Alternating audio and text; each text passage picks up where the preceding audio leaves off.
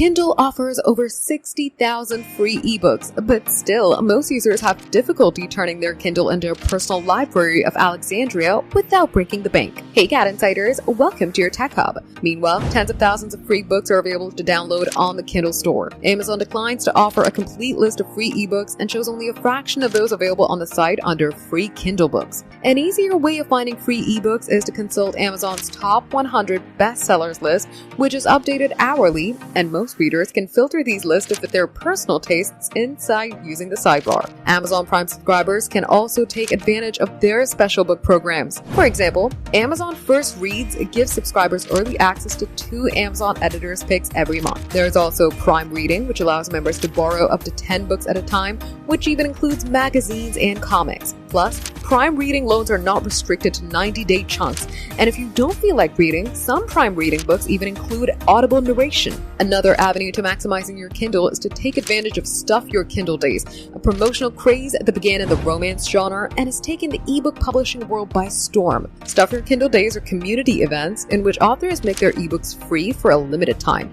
It's a place where you can sample titles by new authors or check out different genres without having to spend money. You can also use Overdrive's Libby app, which allows readers to borrow ebooks for free from their local library. Another fantastic resource is Project Gutenberg, a free open source platform where visitors can populate their Kindles with over 75,000 ebooks. For those looking to ditch their Kindle for a non-Amazon alternative, Project Gutenberg provides a variety of ebook formats and download options. For more updates, subscribe to GadInsider, like and share the video, and don't forget to press the bell icon so you never miss any update.